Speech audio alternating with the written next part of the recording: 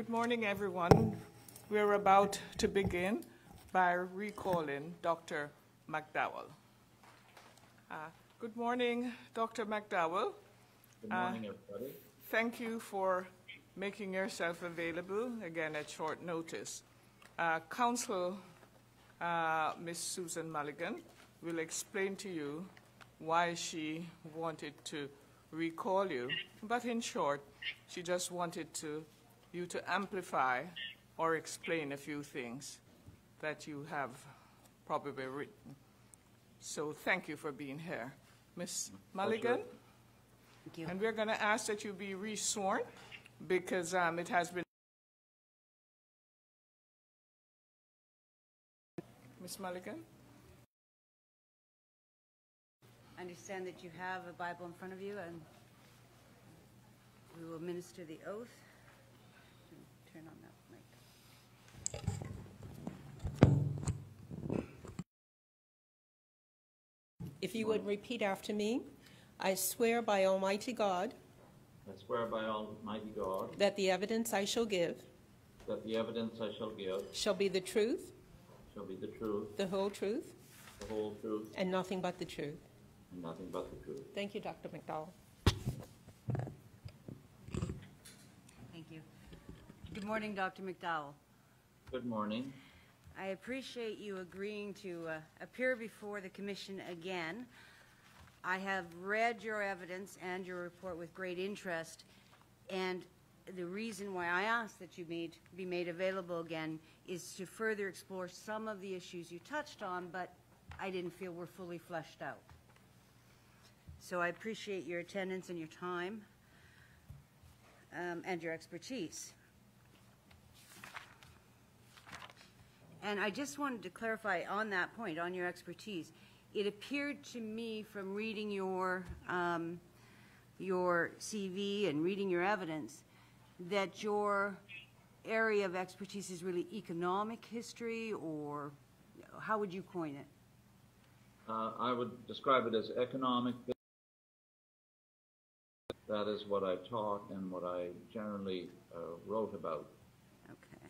And my expertise in the private sector was as a consultant with the Conference Board and as a commissioner for the Canadian federal government in political affairs.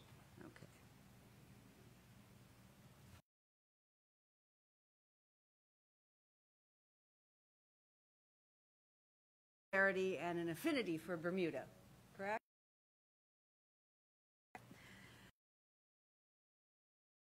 I want to talk to you about both the Tuckerstown and the St. David's expropriation. And I would like to start with the Tuckerstown expropriation. You spoke about that at some length, and if I can, well, you admitted or agreed that it was perhaps not the fairest of processes because of the power imbalance involved between the residents and the people doing the expropriation. You nevertheless felt that it was for, in the end of the day,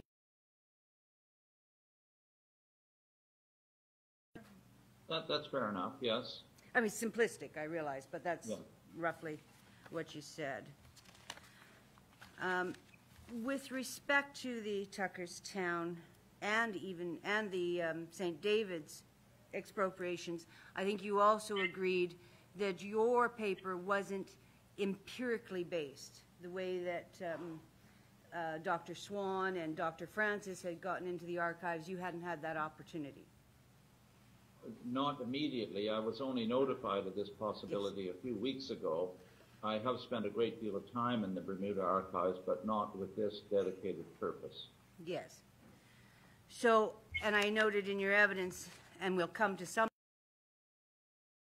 you said it was your intuition, it was your sense that something went this way or that way, but that's based on your educated knowledge of the times more than on empirically based research.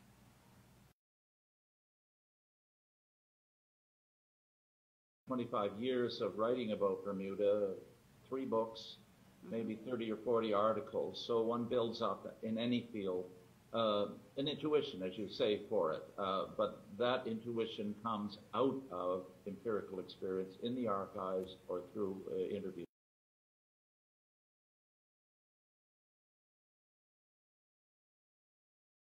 But as you indicated, you didn't specifically do empirical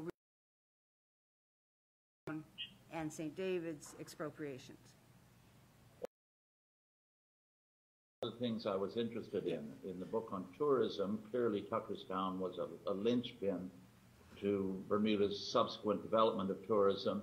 And in articles on, say, Victoria Hayward from St. David's, I looked at the records of her property expropriation. Yes.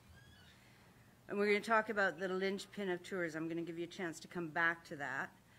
But just first of all, speaking about Tuckerstown,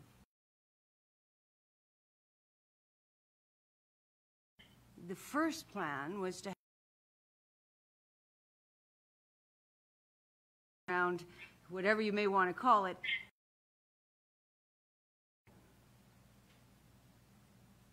There were, but to have it as an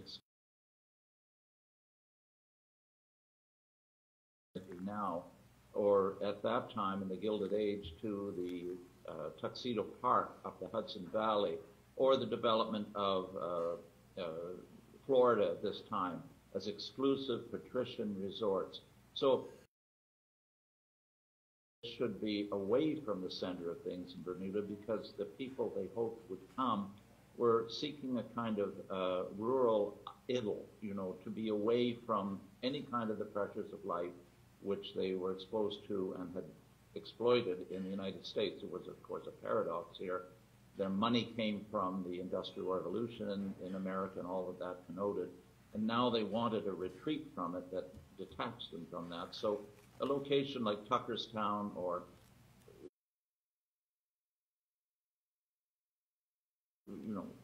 Cambridge Breaches is out at the other end of Bermuda because it was deliberately, in a quiet end of Bermuda so that the visitors. Yes, but the ideal location was an isolated location, and Tuckerstown seemed to fit that bill. Yes. A location near Hamilton was, and as you say, eventually Tuckerstown was settled upon. And you've indicated that's because of this desire to have this isolated white elite vacation spot. Yes, and I think one could speculate here that as they looked over the geography of Bermuda, communities such as Tuckerstown, relatively poor, relatively disconnected from the political structures of the colony, was likely a more movable destination than downtown or near downtown Hamilton, with its commercial base, its transportational base, et cetera, et cetera. It would have been much harder to uproot that. So there was, I think, an unspoken appeal in Tuckerstown that this was a community that could be shifted. Okay. And you say that one could speculate about that because the other reason why it was an easier community to shift was because it was almost an all-black community, right? Yes, but much went with that, as I mentioned. They probably lacked the political savvy, or call it what you wish, to engage a process. And expropriation is always an unequal. And the individuals or the community,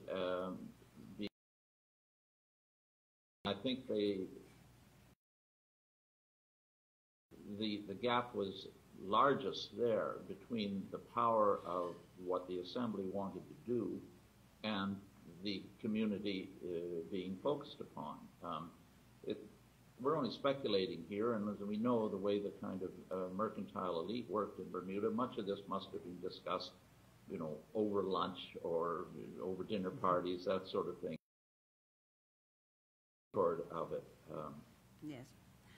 Yes, and one gets that feeling if one looks back at parliamentary records where there's very little discussion. This bill is essentially just passed. There must have been some discussion somewhere else, right? Yes, but not one captured for posterity. By the way, a question was asked by one of the commissioners last week about going to the archives and seeking records of this expropriation. I had the same experience as I expressed at that time of, in the 1990s of asking, are there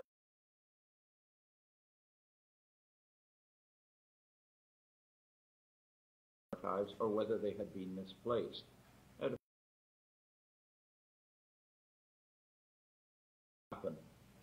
So I've been wondering about what kind of paper trail there was. We know the newspapers gave some imagines that there must have been trial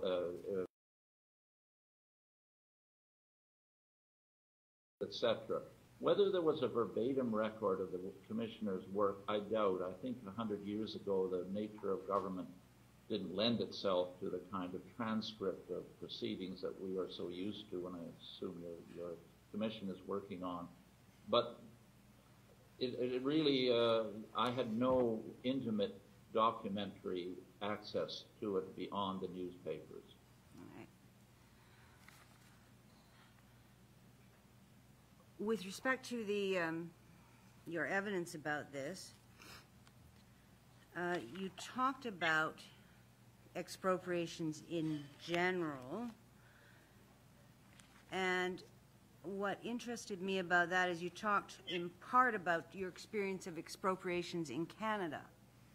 And I'm Canadian too. So, so I share some of that historical knowledge with you. And you particularly talked about comparing what happened here with, for instance, the expropriations along the St. Lawrence Seaway, St. Lawrence River, correct?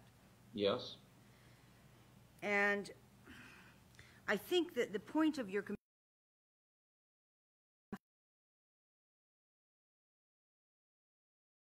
development, industrialization, that sort of thing, right? Exactly. Yes. It's interesting that you use the St. Lawrence Seaway as an example, because in that case,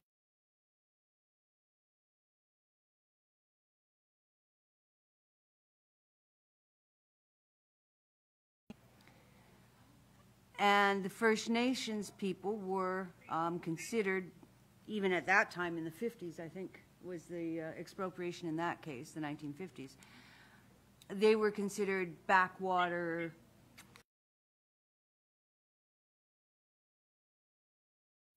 correct? Well, but your characterization of the general attitude in Canada towards our Aboriginal people until the last decade or so, that would typify it, yes. Yes. And I think I read that you're originally from British Columbia.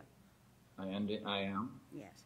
So there were a number of such situations, not necessarily expropriations, just land theft, from First Nations or Aboriginal peoples in Canada in the British Columbia area. The Native peoples in BC are not, in fact, treaties. Most of the treaties are on the prairies and in northern Ontario, as you will know. Mm-hmm. And that has been a blight on the relationship of the Native peoples in British Columbia, and one that's proving very hard to resolve because we have so many bans, so many unsettled land claims that it is...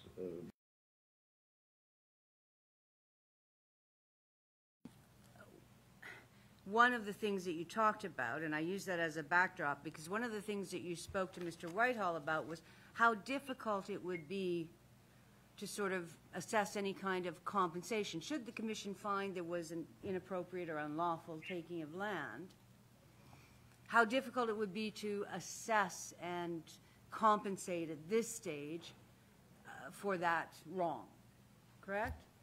Very much so. I think given the sanctity of private property rights in our society, given the 100 years that this has taken place, it would be extremely hard to assess both the injury and those subject to compensation. I mean, many families may have died out. Would you pay money to cousins?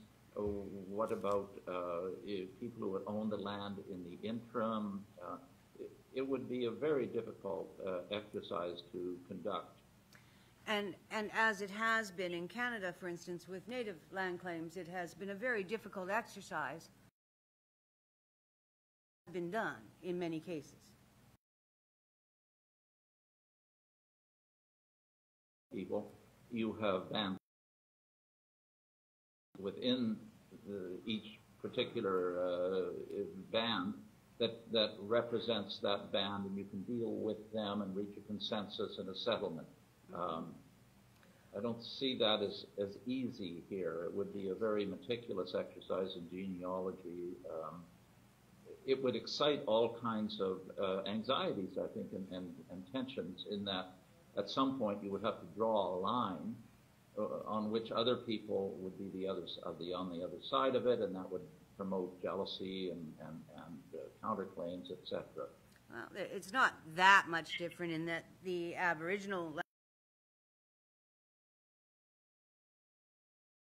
ancestry in a certain band, and in fact they've had to try and prove it, and I mean, it's have intermarried tremendously over the years into the white community, and similarly with the native peoples, many have moved off reserve, as people know. Kind of linkage is not there, very hard to prove. But I agree, for many, you can make the direct connection. yes. And you'd agree with me that when we talk about compensation and trying to do some justice, he was paid or wasn't paid at the time and throwing a few pounds at someone. That's not really what we're talking about. Well, the solution, to speak generally in Canada, has been that if you wish to acknowledge this, you make some kind of a token payment to indicate that some injustice was done. So with the Japanese Canadians, in the late 1980s, the federal government made a token payment to those they could connect with it, and then moved on to remedying this situation through education, an institute to study Japanese Canadian. So no of if it was worth this 100 years ago, therefore it should be paid at this rate now. No, and indeed there was consideration of cultural loss, language loss, generational poverty created by the land loss. All kinds of considerations came into play, correct? Yes, but they were all, the intention in remedying them was to look forward through implanting a knowledge of this in the educational system, demonstrating it in the demonstration of our national culture, museums dedicated to the very fine Japanese Canadian authors like Kanadachi, writing books that really worked their way into the national imagination about the nature of that injustice, which again I'd say was not an expropriation, it was a fiat by which they were driven off their land. But when we talk about, and I don't want to go too far down an example of what is possible in other locations should they make certain findings, there was more than token payments. The some Aboriginal communities received upwards of $200 million. Yes. Yes, indeed. And some trust funds were created in perpetuity to assist those Aboriginal communities to allow their members to develop businesses, education, different types of, different grants were given from the perpetual trusts, right? Yes, and a good example of that would be that, as you mentioned, the money was delivered to the bands. Some of it was delivered subsequently to individuals, but most of it was creatively developed, dedicated to the collective interest. A good example would be the Cree of northern Quebec, who were displaced by huge hydro development, and they took most of that money and invested it into their own corporation, the Maccabic Corporation. They run an airline, they provide service, profitable, and it has been a tremendous boost for the Cree people. We tend to talk about the Canadian Aboriginals as a generality. Yeah. Well, there's a huge variety of outcomes and sensibilities. The Cree are, perhaps this is from a white perspective, a success story in that they have used really improve their lot in life.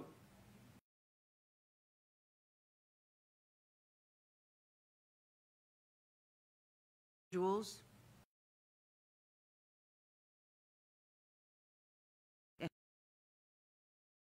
And members of the First Nations that lost land. Yeah. So, and there have been, of course, educational and cultural programs to try and, I suppose, commemorate, memorialize what took place and see that it doesn't happen again. Yes. We've had we are having, it's not past tense, a truth and reconciliation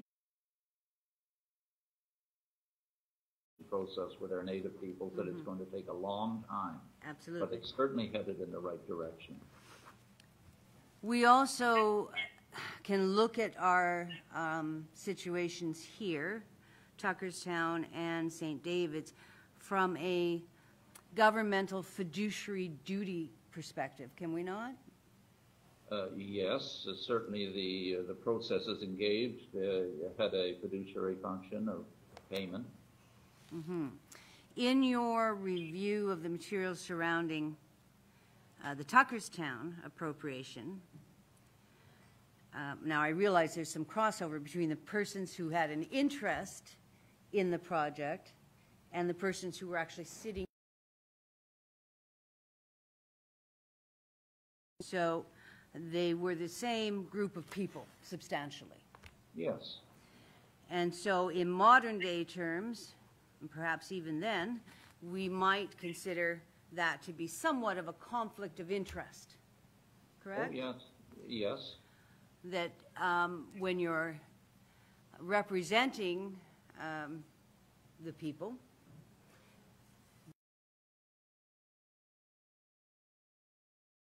of the country and your constituents, including St. David Islanders and Tuckerstown residents, knew the interest. The government was well aware that itself had many members interested in the project.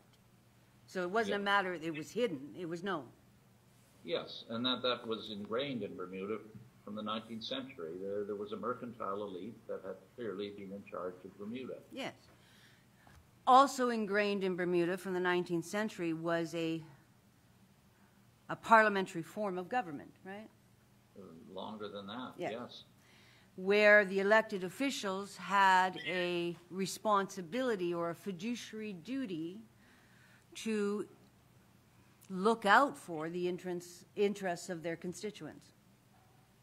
Yes, yes. I think they had at times a rather narrow definition of that interest of their constituents. One could make the argument that women were, white and black, were excluded often from the purview of that group. Well, they certainly were excluded from the ability to vote for a very long time. Exactly. And just while we're there, in your readings from the newspaper, whatever sources you had about the Tuckerstown appropriation, did you discover at any point government intervening, representing the people of Tuckerstown, making representations on their behalf to the company? No. Well, for instance, take the example of Stanley Sperling, who was a member, of course, for St. George's. Some of his constituents, or the people under his constituency, were not well defended by him. He refused to take a petition to the assembly, etc. This was a democracy, a narrow colonial democracy.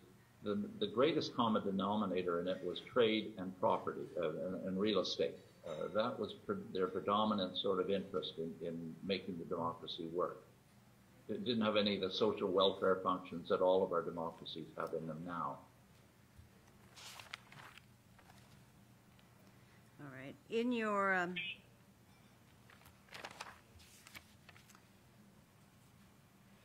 evidence that you gave on the previous occasion, you talked about two things that I wanted to follow up with you on. One being the agricultural nature of Tuckerstown, and you indicated that agriculture, it wasn't that great a land, it was on the decline as far as exports go, and so you posed the question, what if this Castle Harbor had not happened? What if they had stayed there? Would they be able to sustain themselves, right? That's right. I was broad trends in Bermuda, not just Tuckertown trends, but yes, I agree. Okay. So you were saying that, did you have any understanding from any empirical source as to how much crops were grown there, what types of crops, how much was exported specifically from Tuckerstown? Not specifically from Tuckerstown, but I have, for all sorts of purposes, been through the Bermuda Almanac, which meticulously traced exports and imports into Bermuda, statistical series. And you can see agriculture fading through the late 19th century, disrupted in World War I, and not coming back after World War I. One of the points I tried to get across last week, that in 1919, 1920, for much of the Western world, including Bermuda, was a kind of inflection point. Whatever we may think of the mercantile elite, they knew that Bermuda's future existence was on the line. Would the tourists come back? Would agriculture be resuscitated? Would the British military stay? There was a very precarious sense into which this project landed and seemed to be the kind of elixir they were looking for. Okay. There was also a very enthusiastic capitalist sense. It was a time of potential great wealth building as well. Well, it had been. Of course, the Gilded Age in North America was just what you say it was. But the 1920s, as would turn out, were largely a period of recession. Wasn't completely apparent in 1919, but Canada, the United States, all had very slow economic growth in the early 20s, still predicated on capitalist values. We weren't regulating the economy very much at all. The stock market wasn't, as we would find out at the end of the decade, etc. So it was a capitalist view of society. It would have been extraordinary for Bermuda to embrace a state-led model of development. There's a bit of that in Canada with the development of, say, Hydro Ontario, etc. But that was the exception rather than the rule. And when we talk about, you've said in Canada, the appropriations of land, they were largely done for preserving a historical or natural site, or for making way for pipelines, utilities, necessary things. In a country as large as Canada, it was necessary in some cases to ensure that the entire country had access to transportation lines and that sort of thing, correct? You're quite right. We often, when you talk of Canada, you hear of a coast-to-coast nation, and we needed infrastructure to make sure that happened. And lurking, a very common interpretation of Canada's lurking behind that was the fear of America, not militarily, but economically, that if we didn't get our act together and join up coast to coast, Oregon and Washington would look for a northern state, etc. So we needed that. More recently, expropriation has had a heritage application, as you point out. We have a magnificent set of national parks, and that entailed taking land from some people in the interests of the broader public's recreation and the preservation of nature. Yes. But in Bermuda, this wasn't the taking of land to ensure that, for instance, ships could get in to bring vital supplies. No. And it wasn't the taking of land to run electrical cables underground. You know, you have to encroach sometimes, or as you gave an example, the railway to ensure there's some transportation.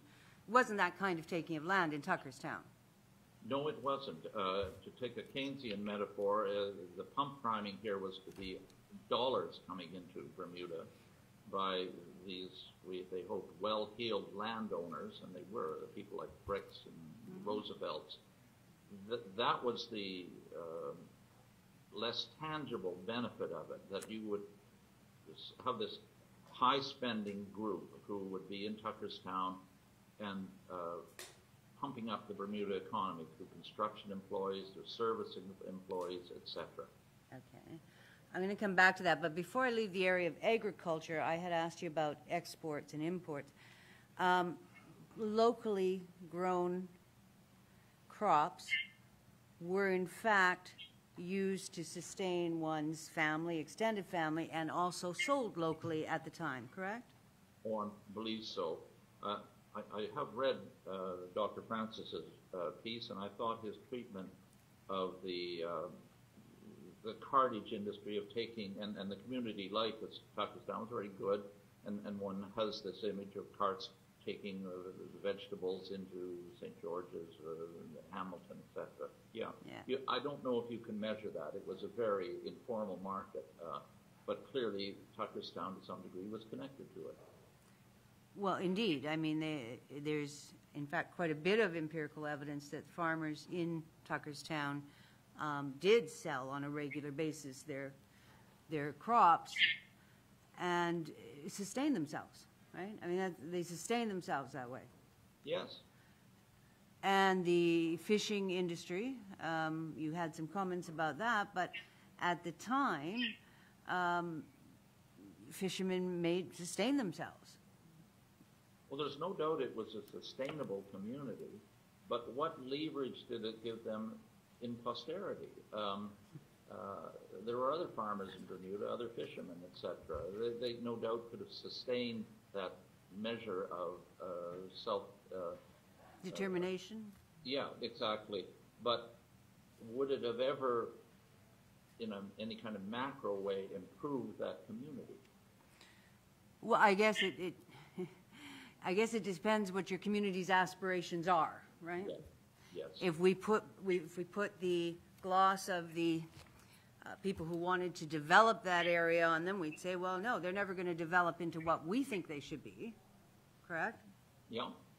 But that doesn't mean that that's necessarily the only way they could have moved forward. Yeah. And in Canada, expropriation has become much more difficult than in many Western countries. The urge to set up national parks is now met with resistance from people living on that land, from indigenous peoples. It's been much harder to expropriate, to shift aside another set of social expectations that you just described. The broader betterment of society remains. It's just become much harder. We live in a society with a lot of interest groups, people who have learned to be articulate in the public forum and know how to defend themselves. And that, as we all agree, was not the case of Tuckerstown people in 100 years ago. Well, whether they whether they could articulate their concerns is one thing. Whether they could have access to representatives and a power structure that would allow them to actually force their concerns is another. Yes. Right. And what we see from that time period, of course, they didn't have access to a system that would allow them to object in any meaningful way to the taking of their land. Yes, and as I mentioned earlier, this was broadly felt in many Bermudian levels of society. Women we've mentioned. When the railway was built in the 1930s, the boat builders along the North Shore, their interests were treated in much the same way the railway went through. So this attitude was, and this disability was not only felt in Tuckerstown, but it was broadly felt by many groups in Bermuda because of this narrow power base. Yes. But the difference in Tuckerstown is, of course, the whole community disappeared from Tuckerstown. Yes, well, it would be true in St. David's, too. Yes, and I'm going to come to that, but I thought we'd start with Tuckerstown because it's the first in time. There was also the issue of voting rights, and I'm sure we can kind of summarize that voting rights in Bermuda were amended and re-amended for many years to ensure that really the white upper classes had the upper hand in voting rights. Very much so, and as an aside, this of course reminds all of us of what the Republicans in some American states are doing in the present election. Yes. That's an aside. Yes, there's some direct comparisons that can be made for sure. With respect to this particular area, I know that you've had access to Dr. Swan's and Dr. Francis's research. The black population was in fact the majority population in Tuckerstown and in St. George's Parish, right? Yes. Yes. They were they had minority voting rights, though. Correct? What do you mean by that? Well, they had less voting rights. Even though they were the majority of the population, yes. They were disadvantaged by their property holdings, yes. Yes. Because you had to hold property worth a certain amount of money in order to be able to vote, and you had to be male. And so, but were you aware that the difference between the voting rights wasn't that great in those areas, in St. George's Parish? No. Okay.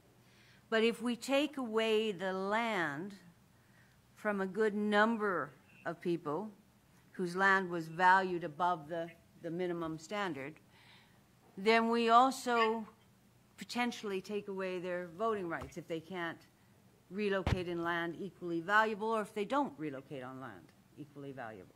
Correct? That would be one implication of it. Again, I think the people, Goodwin Goslings and Sperlings behind this, their primary motivation was this pump priming of the Bermuda economy. Rather, secondarily, perhaps it had entered their mind what you just described. But there was, I think, a sense of desperation that this had to take place for the economic benefit of Bermuda and, of course, as you pointed out, their own personal economic benefit.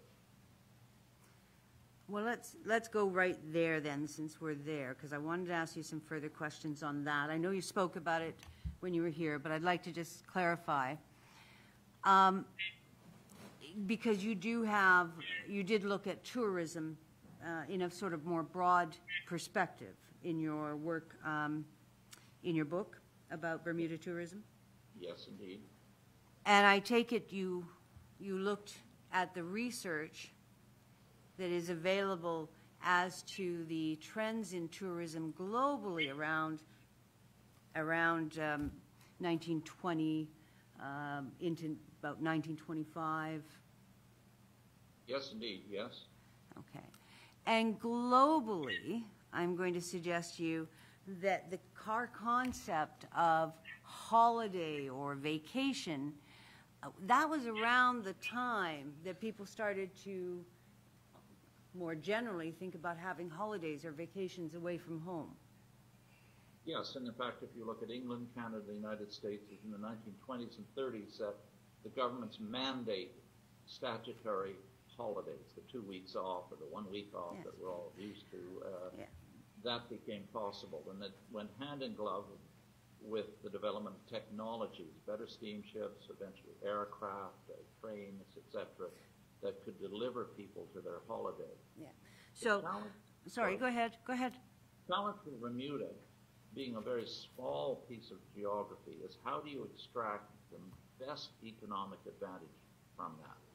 Now, we all know today that the big cruise ships deliver 3,500 people, but their per capita bang for a province, or a country like the Caribbean or Bermuda, is relatively small. They take a head tax off the people arriving.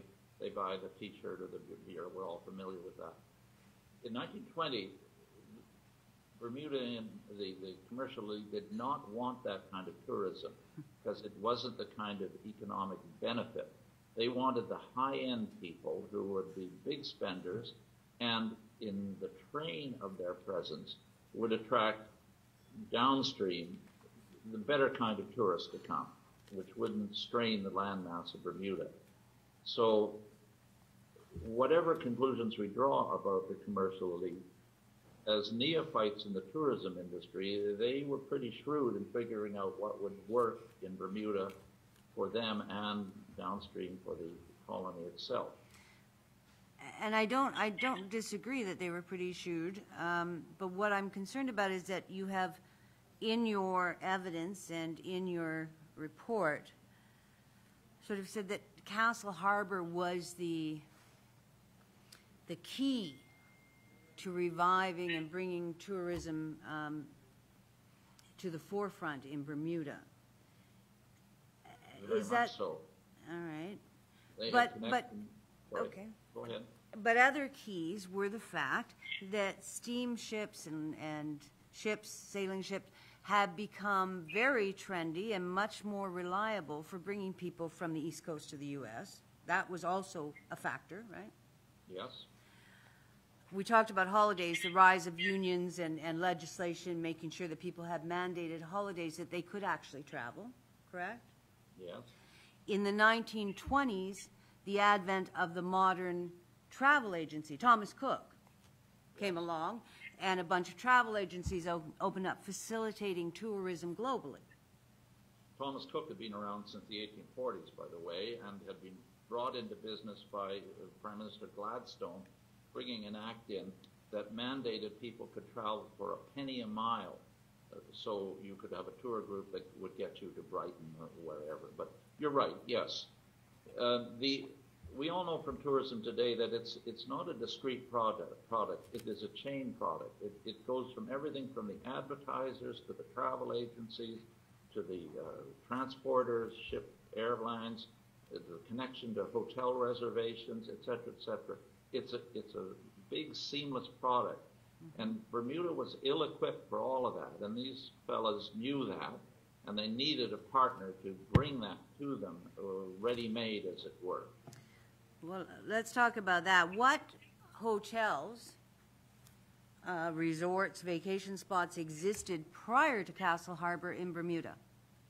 Oh, there was the South Shore hotels. There was a big hotel in St. George's that burnt down in, I forget, set up on the hill there. There were hotels. The Princess is probably the jewel of the crown, set up in the 1890s in Hamilton. So there were hotels. The Trade Development Board had been set up in 1913 to be the kind of coordinating center for this strategy to come in. But of course, in World War I, it had been put in hiatus. So there was the rudiments of an industry, and that's what they wanted, and trade would come back to Bermuda afterwards.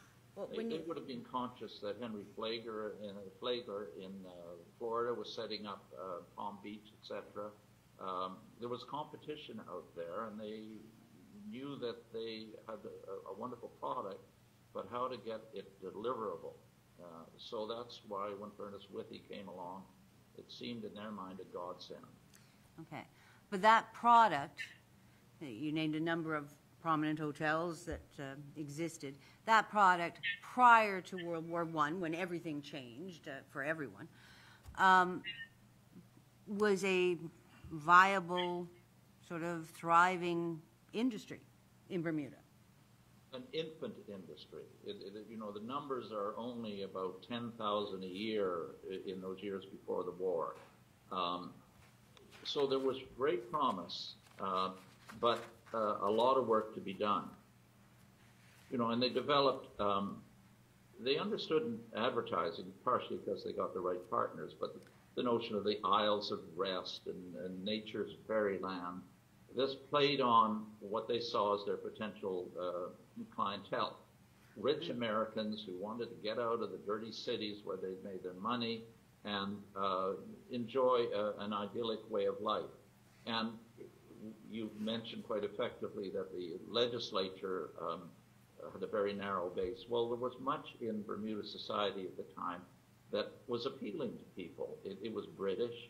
There was a decorum. Mark Twain always talked about how he liked people greeting him in the street, etc. This was like the old American society where everyone knew their place. I'm not defending that, but that was the hankering they had to come to Bermuda.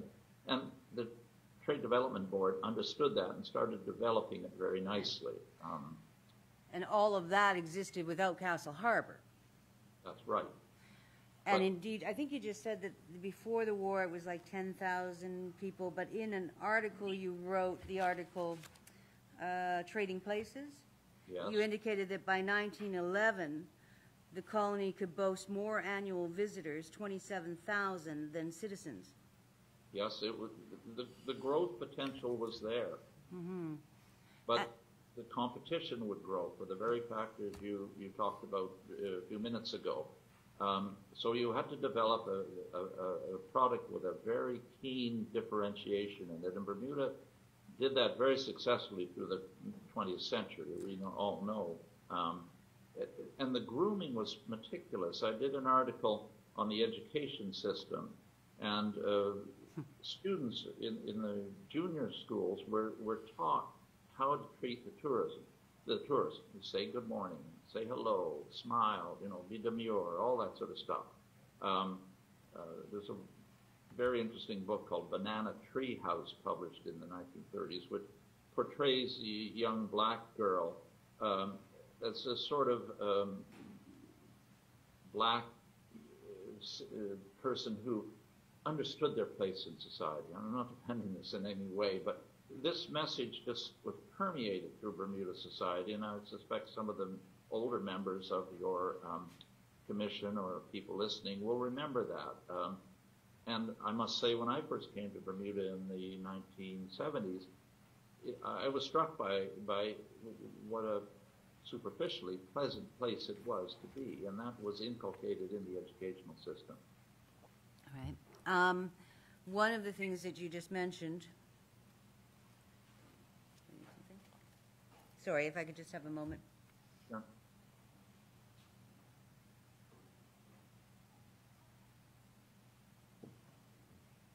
Yes.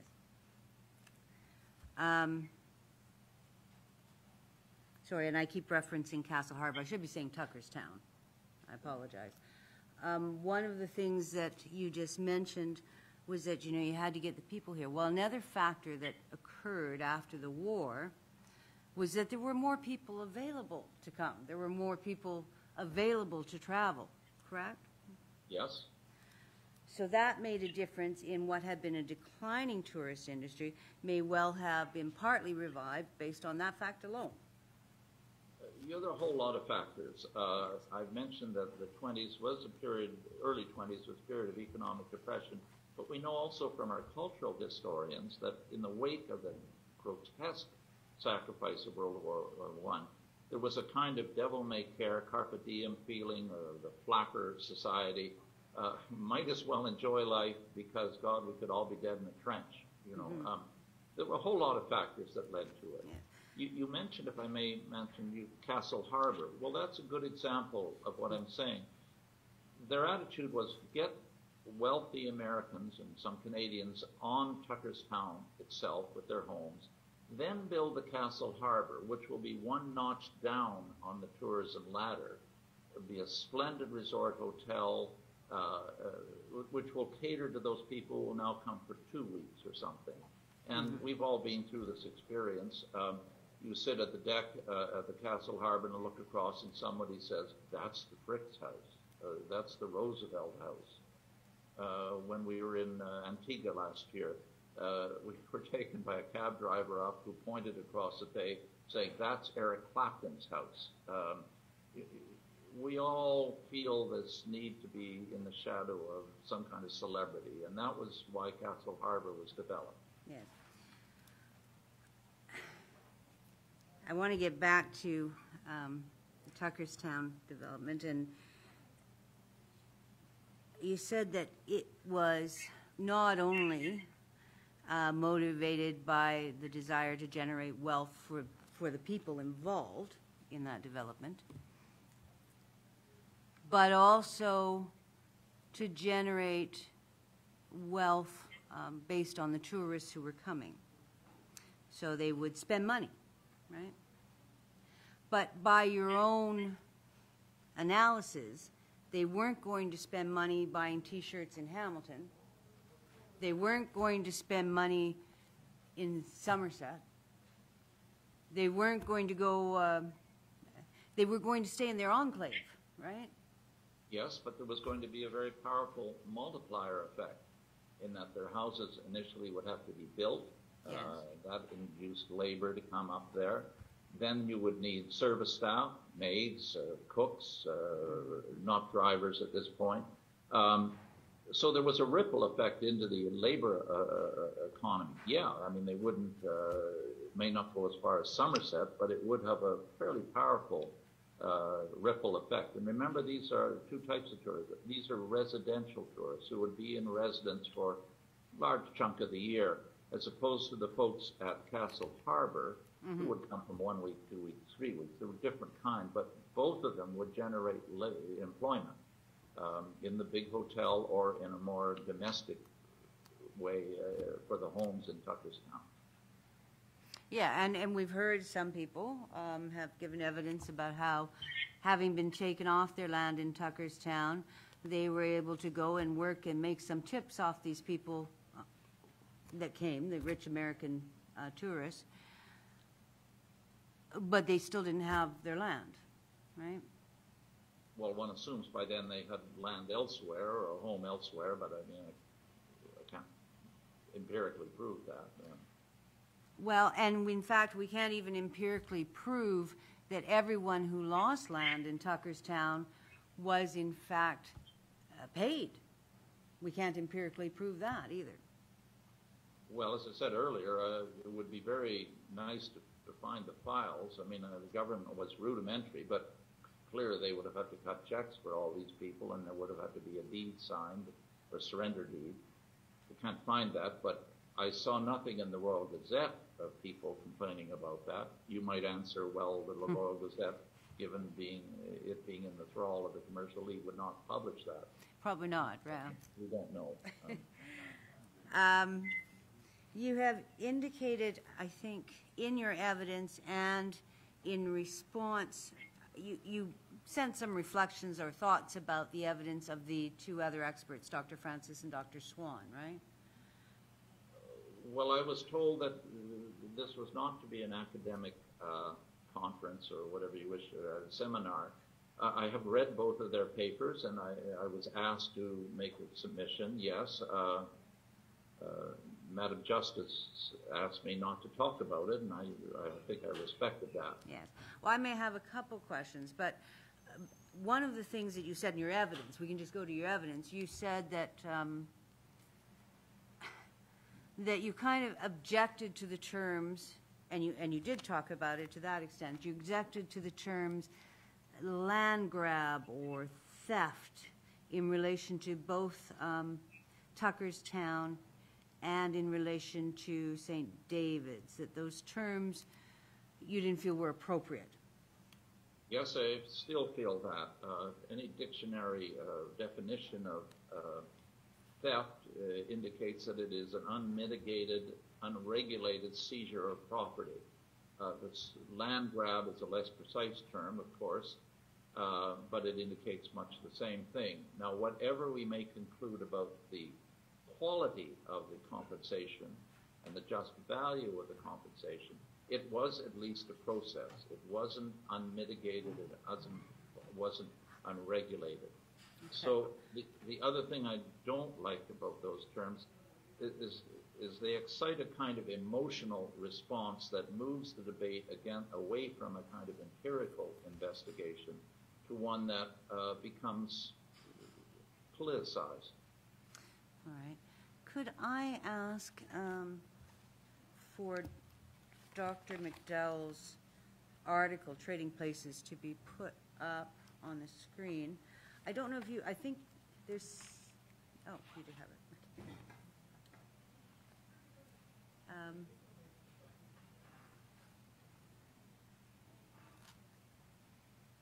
Okay. Is there any way to do a split screen? No? So we can see Dr. McDowell? Okay. Dr. McDowell, are you still there? Yeah, I'm here.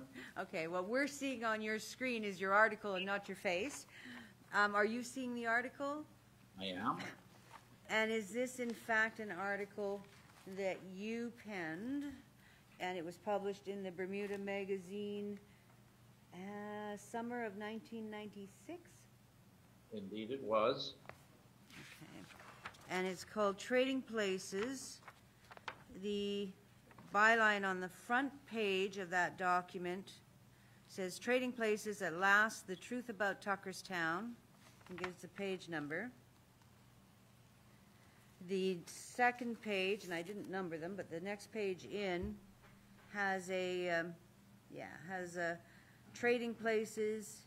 There's a photograph of old Tuckerstown. Before the boom, a few humble cottages surround Tuckerstown Bay, and behind them a dense cedar forest. Supporters of the development claimed the area's inhabitants were inbred and degenerate. Yeah. Okay. And then the next page, and I'm sorry, these are photocopies, so that whatever photos were there are not very easy to see. But on the third page, the top, there's a byline, How a Black Backwater, in quotes, was transformed into a whiter-than-white millionaire's playground. Duncan McDowell reports on the breathtakingly brazen Tuckerstown land grab that, through altruism or otherwise, marked the beginning of Bermuda's golden age of prosperity.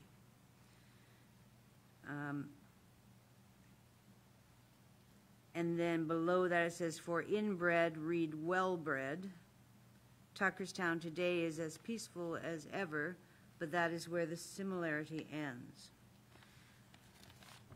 The quote there, how a black backwater was transformed into a whiter than white, was that something that you wrote to headline your? If I may interject, sure. Anyone who's written a magazine article, and I've written magazine articles in the United States, Canada, England, will know that it is the editor's prerogative to supply or to change the title and to supply the outtakes, which you've just been reading.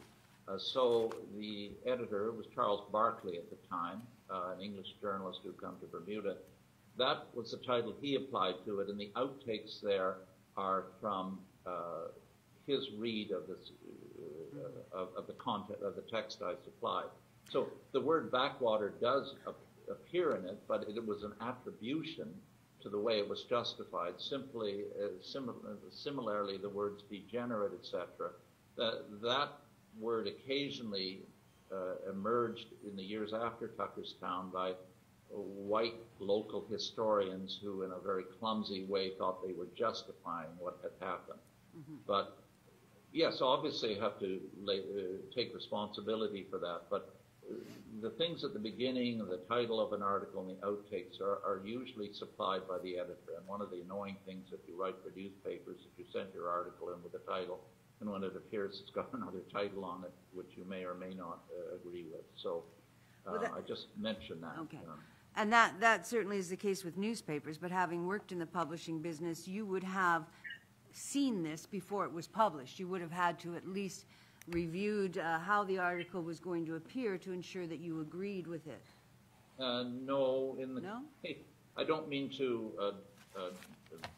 diminish Bermuda Publishing in any way, but the magazines I write with, generally, I don't see it. It's perhaps a little. These magazines run on a shoestring in a small place like Bermuda. It's different when I write for the Globe and Mail or something like that. I do see it. They run it, but I generally do not see it, and I must say generally I'm happy with the outcome. But I write a lot for the Bermudian now, and they do a very fine job of production, and I trust them, but I don't usually see it before it appears. I suggest some illustrations if I found them. They find other illustrations as well. All right. So I guess the upshot of all that is you're distancing yourself from the breathtakingly brazen Tuckerstown land grab, that characterization of it. To some degree. I mean, it's like cars. This car will change your life. You know, there's a tendency to exaggeration in this, getting the reader. We all know when you write, it's the first paragraph that clinches people to read onwards. You've got to hook them at that point. This said, and I'll go back to a question one of the commissioners asked last week about Mr. Outerbridge in this and my mistake in misidentifying him. That's true enough, but in my mind, what is important about the lecture that came before this and the article was that for the first time in 75 years in Bermuda, somebody in a public sphere had talked about this. I talked about suppressed memory last time. This issue finally came to the surface in writing this article and giving that talk. Yeah. I'm not arguing it's the perfect interpretation of what happened, but from my point of view as a historian, and I'm very proud of this, people are talking about it, and you are meeting today, and this has gone on to the public, into the public consciousness since then, as a bone of contention in what it is to be a Bermudian. So I'm very proud of this article, not in a line-by-line sense, but simply in what it did in terms of the dialogue over Bermuda citizenship. Oh, and I don't disagree with you at all, Dr. McDowell, that it is an important area of discussion, and it's good that people feel they can talk about it now. But when you talk about suppressed memory or historical amnesia or whatever term you want to give it, it generally surrounds a time that has been traumatic for at least some people in history, and I don't know, embarrassing for others, I suppose, at this point. I think you're quite right. Good example now would be the Tulsa riots in the United States finally coming to surface and finally getting some recognition and some discussion over the justice and injustice of it, right down to archaeological work. But the white elite who developed this, yes, I think they understood some of the negativity around it. Obviously, the community had been displaced, but on the other hand, they had given birth or accelerated a tourism industry that was serving Bermuda very well. And it was a playbook that, of course, they would go back to with the railway in the 1930s, and in a somewhat different way with the airport in the military bases in World War II. There was an external justification for doing what they were doing in their minds.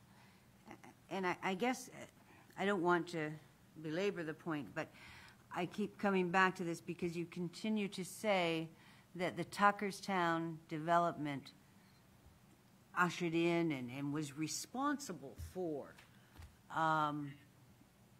a more vibrant and growing tourism industry in Bermuda. And that's a cause and effect argument, right? That if not for the Tuckerstown development, Bermuda tourism wouldn't have taken off. Is that what you're saying? Well, that's a bit categorical. I would say it was a prime ingredient in it. It was a brand maker. There were other elements involved in it, and you suggested some of them, the fact that there was a broader clientele ready to travel, changing social attitudes. But this was really a central facet. I agree about that. Okay. And you indicated in your, well, we've got the article up and we can now see you. If we can go to the next page of the article, Trading Places.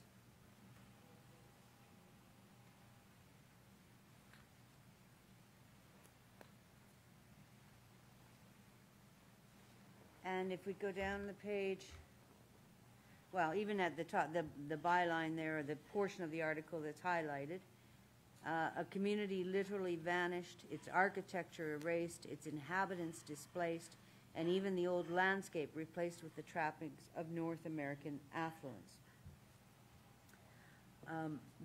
Those were your words, right? I think Charles supplied them, but I would agree with them. If we look down the page on the right-hand side, just go down a bit, please, on the screen. The second full paragraph from the bottom. Yeah. Okay, there it is. Yeah, you're right. He took it out of there. That's right. Yeah, but in Tuckerstown, between 1920 and 1923, everything changed utterly.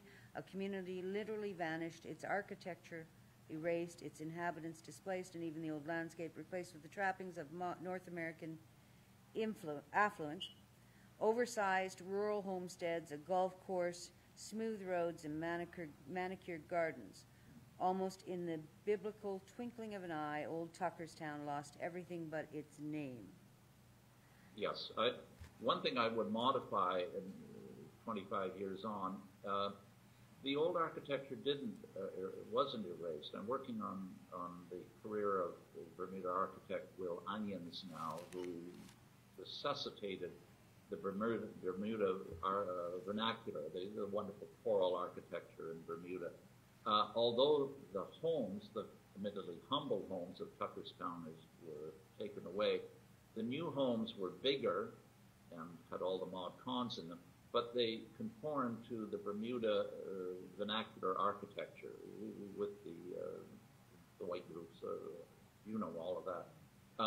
So there was some perpetuation there, but in terms of the personal, the human footprint was gone. That community was gone, yes. I mean, many of those homes in Tuckerstown were built by the inhabitants before they were erased, correct? Yes, yeah.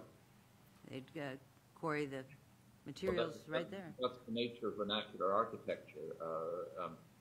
You work with material and skills at hand. It's not the same in my neck of the woods here with limestone.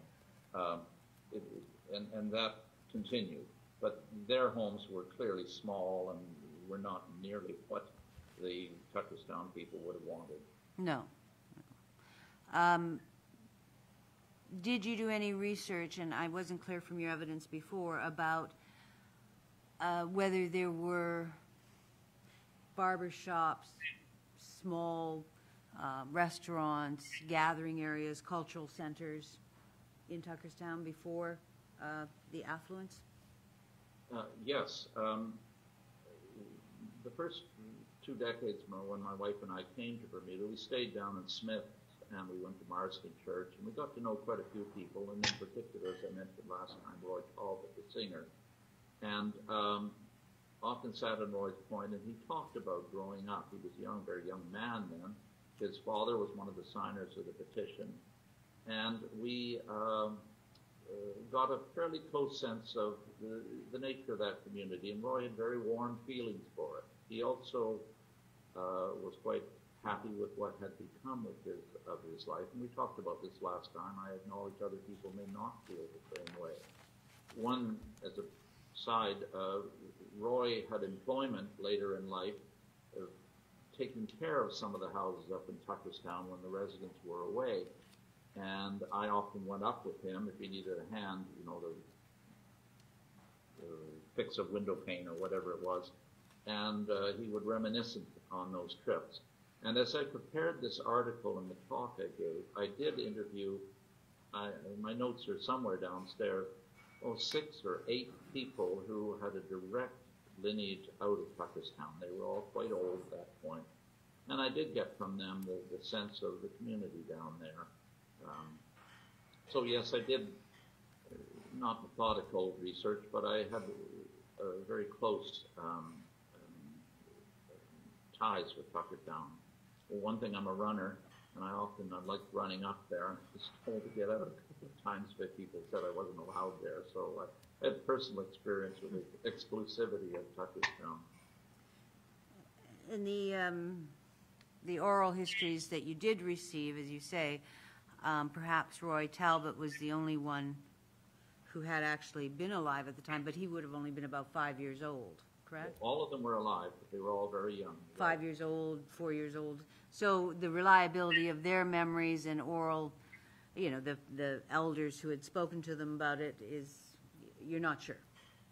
Well, it's certainly closer to the fact than, you know, people 1, 2 generations further along. Absolutely. Absolutely.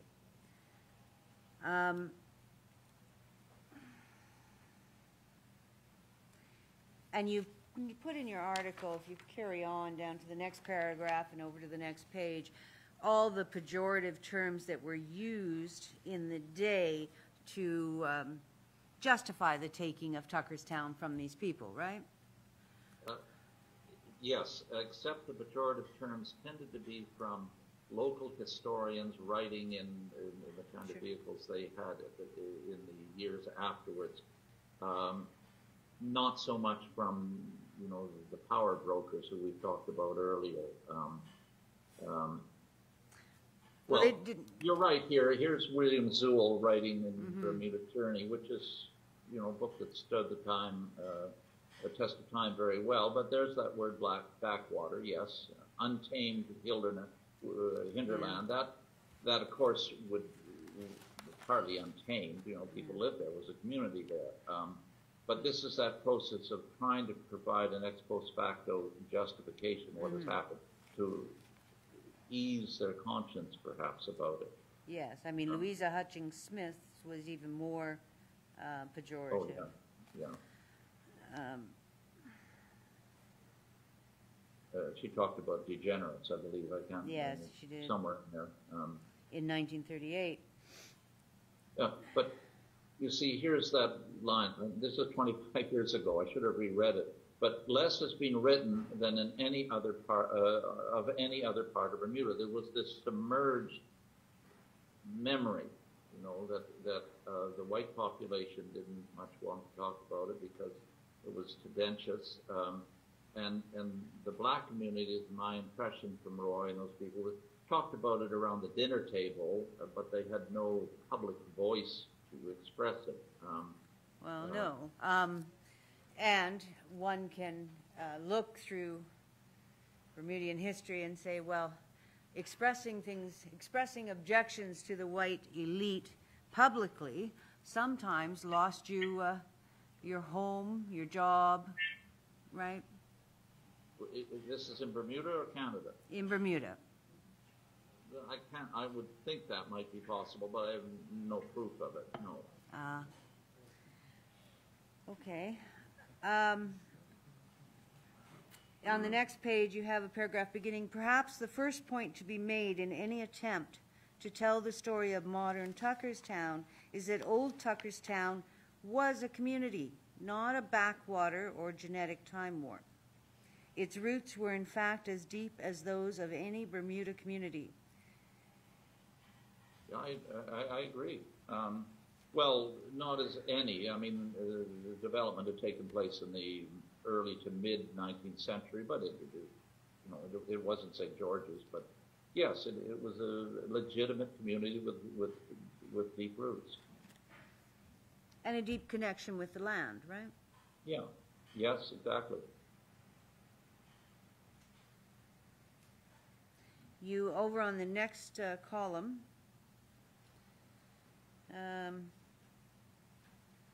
Sort of just above Babe Ruth there. You have beyond the coves, the paragraph beginning beyond the coves, Tuckerstown had a fitful existence. Although rocky and windswept in many places, the area, 345 acres as indicated on the early maps, also had also had pockets of rich soil. In these, settlers experimented with crops as varied as cotton and pineapples, but eventually found lasting success with onions, sweet potatoes, parsley, and other market vegetables. At first, its agriculture was dominated by white landowners, and you named some of the names. But that farming, however, was marginal, and throughout the 19th century, the white population of Tuckerstown gradually moved on to greener Bermuda pastures. Black farmers, Lamberts, Smith, and Talbots took their place. By 1900, Tuckerstown was a tightly knit, isolated community. A few whites remained, but it was fundamentally a black society. There were 2 churches, a general store, a school, a cricket pitch, a post office, and a cemetery on the knoll behind the church. Boats were still being built, pigs were slaughtered, potatoes grated, vegetables were dispatched by cart to Hamilton for sale.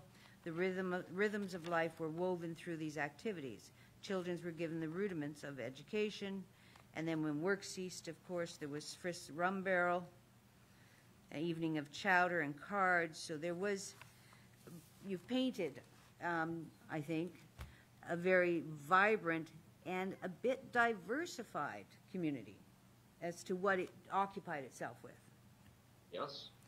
Yes. So it wasn't just a few crops, but in fact there was boat building, there was livestock, there were cultural activities, there was a number of things going on, and there was in fact a school.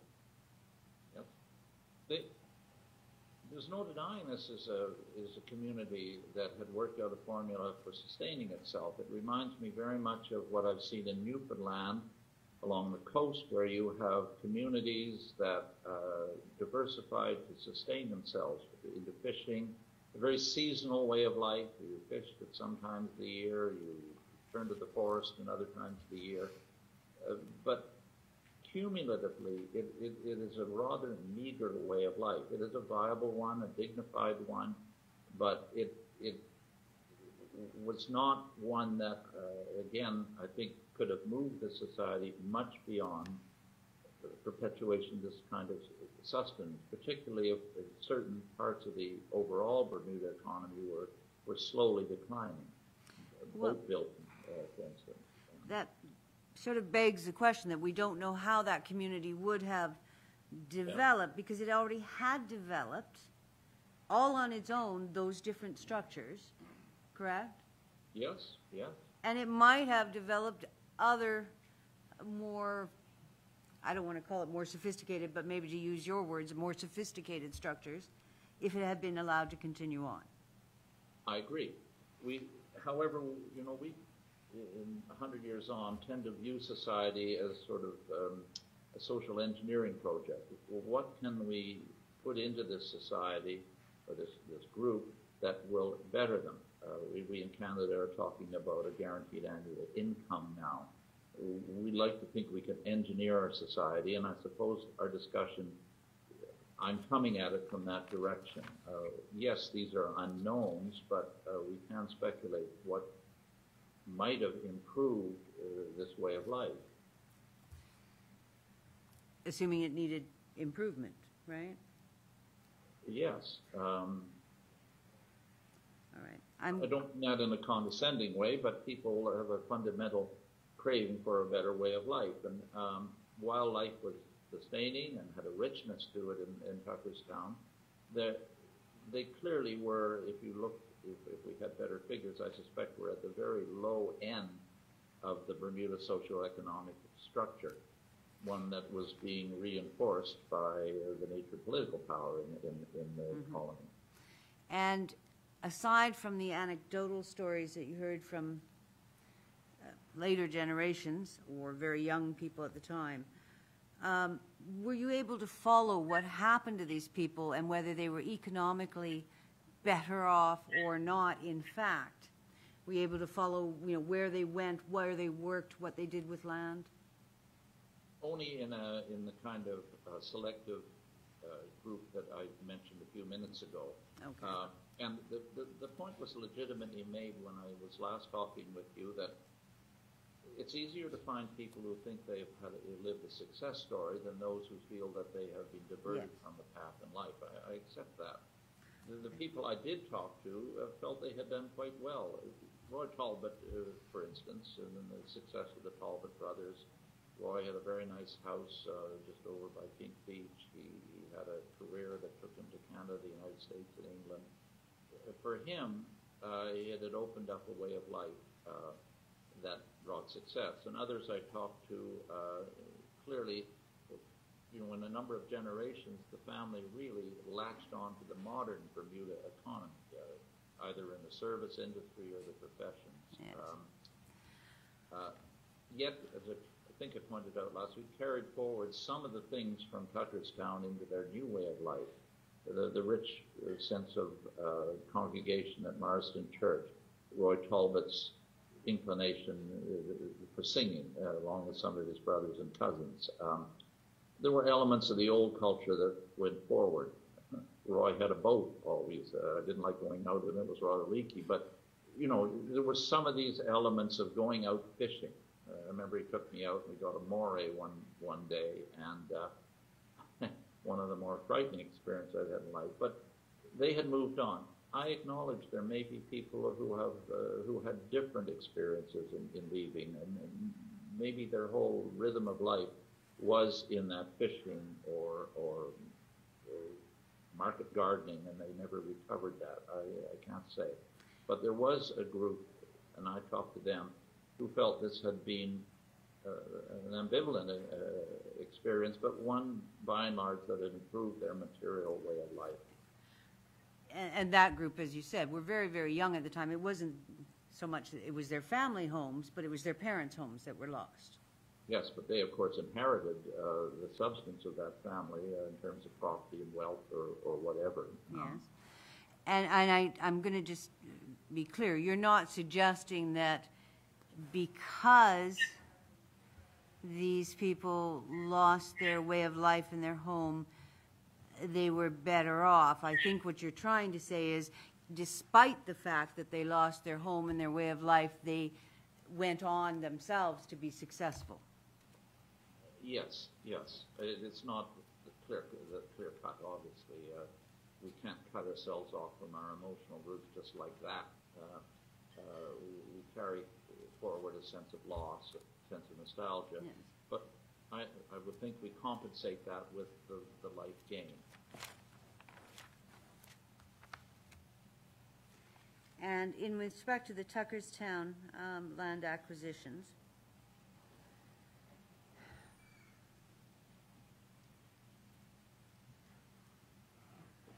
you indicated, for instance, that Mr. Gosling owned 100 acres in Tuckerstown, right? Yes, he bought that as a sort of summer retreat in 1907, I think. And I see in your article about another gentleman who, B.D. Talbot's land holdings and what he was offered and what ultimately he received for his land. I don't see in either your report, I don't think, unless I've missed it, and please correct me if I'm wrong, what it was that Mr. Gosling received for his acreage. I don't know that. It's not there. I don't know that. Maybe Dr. Francis has found that out.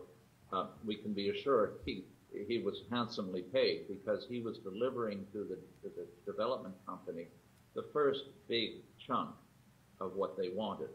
So I'm sure he was well compensated, and furthermore, he got a job with the company. He left his political role as assistant colonial secretary and became the point person in Bermuda for this development. But we are sure that he did sell his land to the BDC, is that right? Yeah. Yes. Okay. Of which he was a part. Yeah. Okay.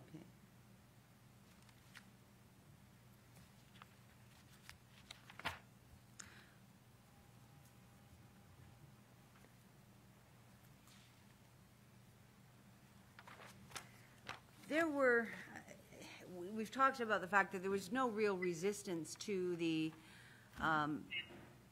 act that allowed this to happen, the Act of Parliament, right? I mean, everybody was on the same page as far as Parliament goes. It was the same people. And they decided how it was that the land would be acquired to build this luxury playground, right? As I mentioned last week, there was some white resistance and criticism, and that appears in the Royal Gazette. The editor was worried that this was monopoly capitalism coming to Bermuda, that it was a Trojan horse for non-Bermuda white culture, etc. So it wasn't uniform. There were voices that were anxious about it. But as far as the passing through Parliament, that happened really quite seamlessly. Yes, yes, you had the like the Republicans having their way with the Supreme Court. Yes. They had the numbers.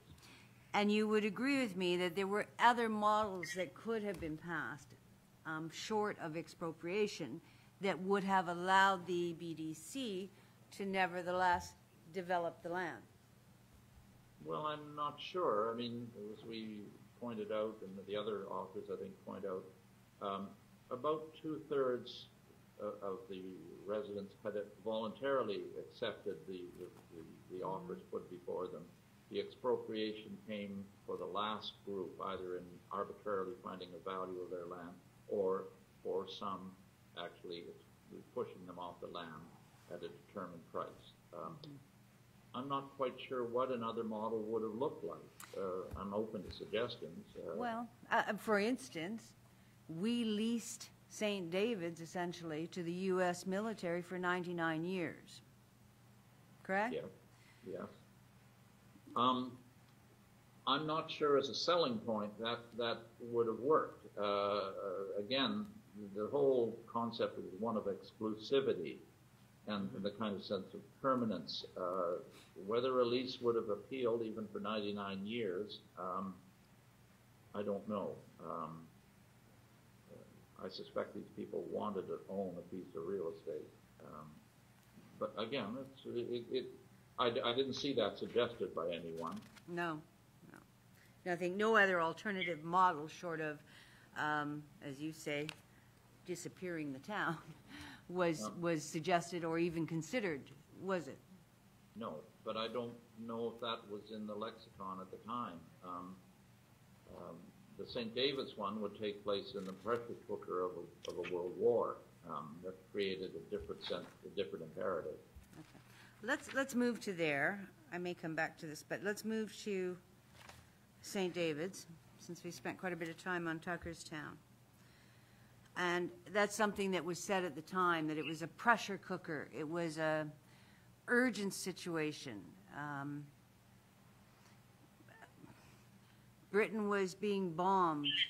We needed the U.S. to be here to lend aid from Bermuda to Britain, to British interests.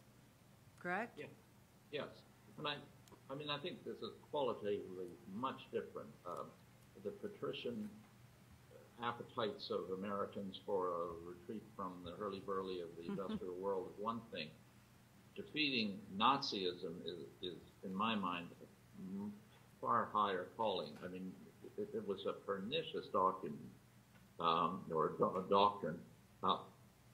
If you were Jewish, black, handicapped, Roma, it spelled big trouble for you. There's a nasty word in German, Untermenschen, those who are beneath contempt, beyond mentioning, and blacks were included in that. And so defeating Nazism, I think, was an imperative that all Bermudians have to recognize. Now, white Bermudians who tended to see themselves as British, and after all, it was a British colony,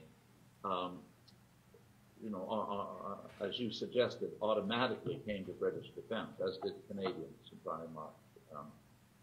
England was in peril, and if England fell, we would be next. And we're a vulnerable little island in the Atlantic. But okay, let's go back, let's just do some timeline.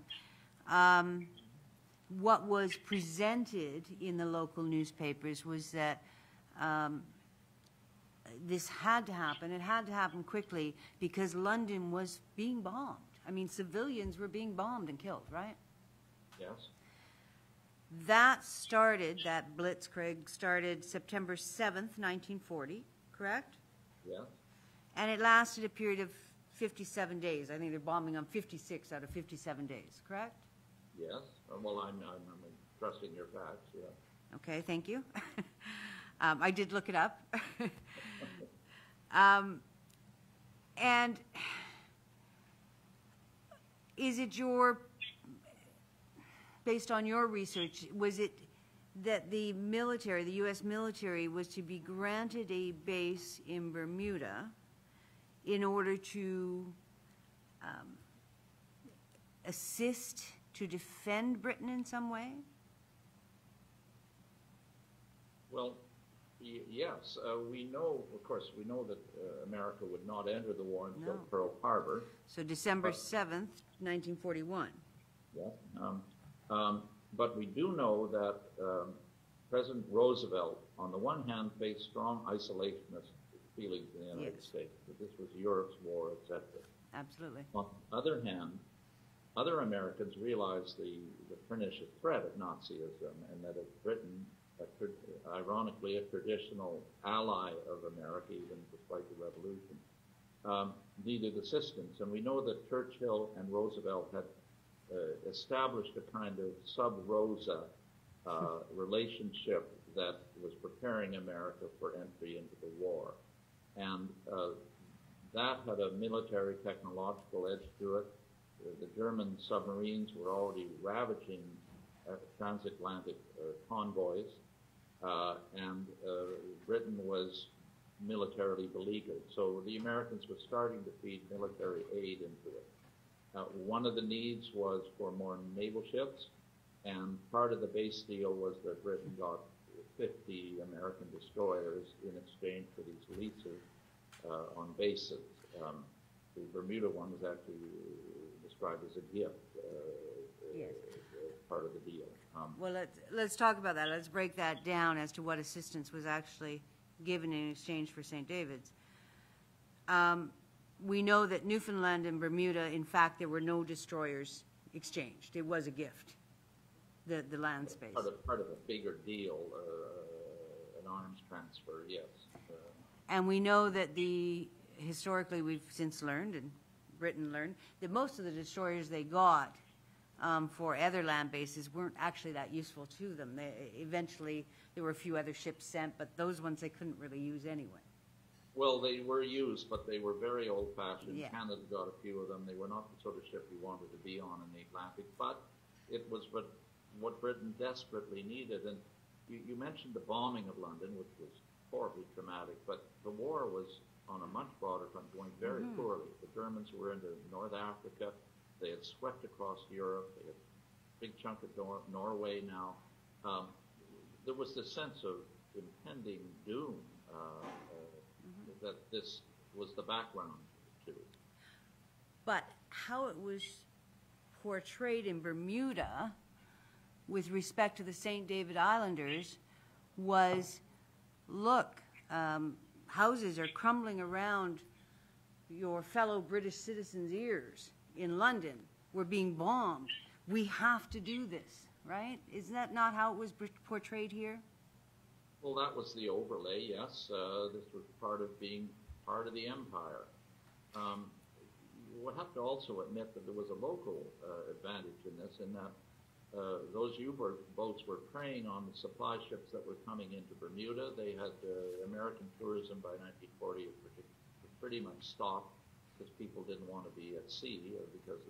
So there was a closer to home element in this of ensuring that Bermuda could protect itself, and that meant aviation being able to be based there to protect the convoys and protect the colony, etc. But you were aware that there was already at Darrell's Island, the RAF was there, the Royal Air Force, right? Well, wasn't that the seaplane base for Pan Am and Imperial Airlines? But- I don't know if were there military aircraft there? I don't know. I'm going to suggest taken back over at wartime by the RAF. You Yeah, don't, but those could have been what do you call them? Seaplanes or, flying boats.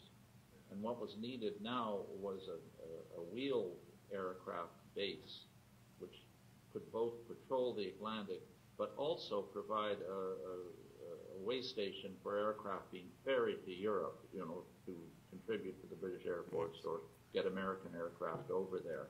So a land base, I think, militarily was pretty important. The seaplanes continued, but they weren't going to turn the military balance. okay. So let's talk about what actually happened, because after the 57 days beginning September 7th, 1940, we know that around that time, U.S. military personnel attended in Bermuda, looked around Southampton and Riddles Bay and decided that would be a pretty good site. But then this Bermuda committee decided it wouldn't be.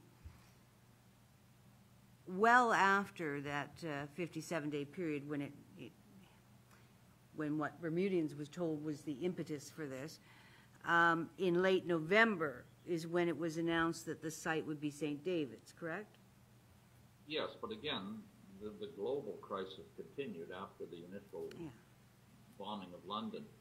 And that initial location cutting across Warwick, I believe it was, the Bermuda Committee did a good job in fending that off, because it would have completely bifurcated the colony. I mean, you'd have a runway dissecting the colony, and cutting into a pretty vital area of the colonial economy. Tourism. Yes, and the land was good there too, very good land.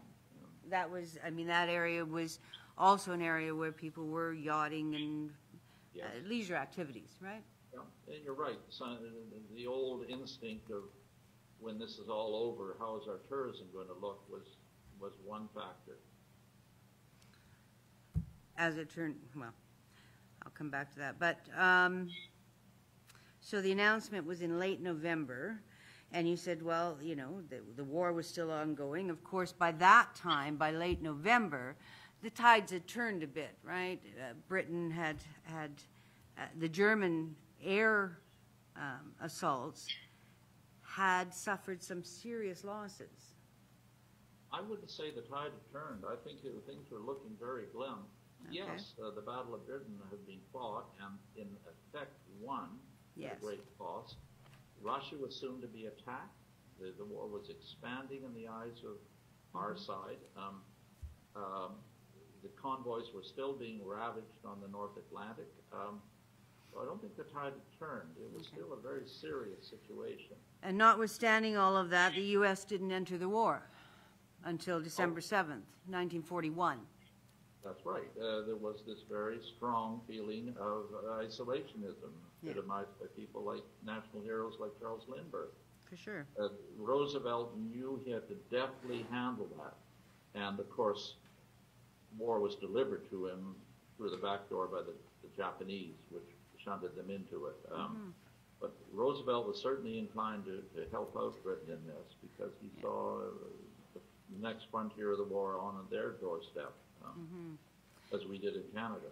Yeah. So what the U.S. secured was a number of bases, as in St. David's, that would kind of act as a front to protect the U.S. borders if the war came towards it, correct? Yes, but it also served as a logistical function for ferrying equipment and ensuring the safe passage of convoys from one continent to another. There were a number of functions here. But yes, much as in the Cold War, Kinley Field served as a place to patrol for Soviet submarines lurking off the American coast. It was geographically very handy, and that was one of the distinctive roles of Bermuda ever since the American Revolution. For the British, it was a kind of offshore post to keep an eye on the Americans, and now that role was somewhat reversed as the Americans thought this would be in our interest to have a presence in Bermuda to defend our shores. Yes.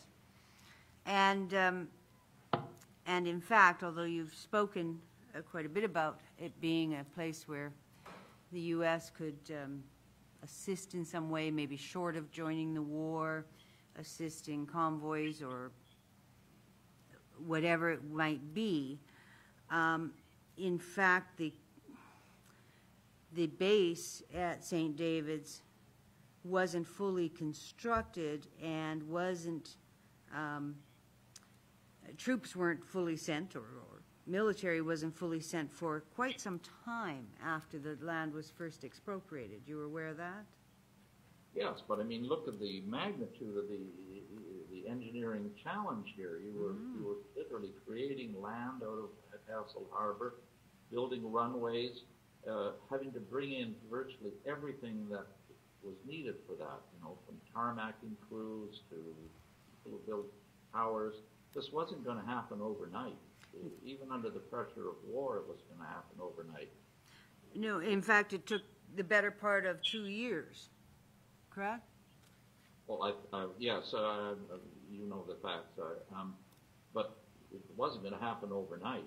The same was true in Canada. We were building air bases to train Commonwealth pilots all over the place, and they didn't sprout up overnight. They were forcefully built, but it took time. Mm-hmm. You talked about the St. David's process. Mrs. Oh, sorry. Council Mulligan? Yes. Just want to let you know we'll stop at a convenient point because it is time for commissioners to take a break. I apologize. Have Yes, some lunch. we can do that now. I am a little longer than I anticipated. Well, I'm not holding you. Okay. Nothing is carved in stone. But give me an indication, please, how much longer you're likely to be? Because obviously I have to say something to Dr. McDowell. Yes.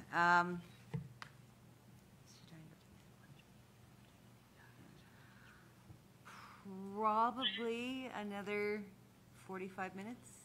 45. Dr. McDowell, you've heard what council has indicated. It's likely that she's going to be another 45 minutes. I'll say an hour. Thank you.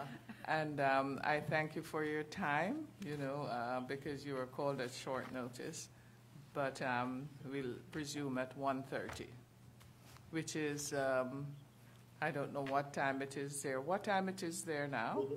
I'm just past 11 o'clock in the morning. 11. Past noon.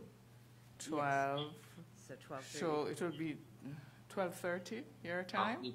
I will be back at 12:30 then. 12:30 your time. Thank you very much. Is that correct? Thank you, Dr. McDowell. Thank you all. And Madam Thank Council. you. Can I, by the way,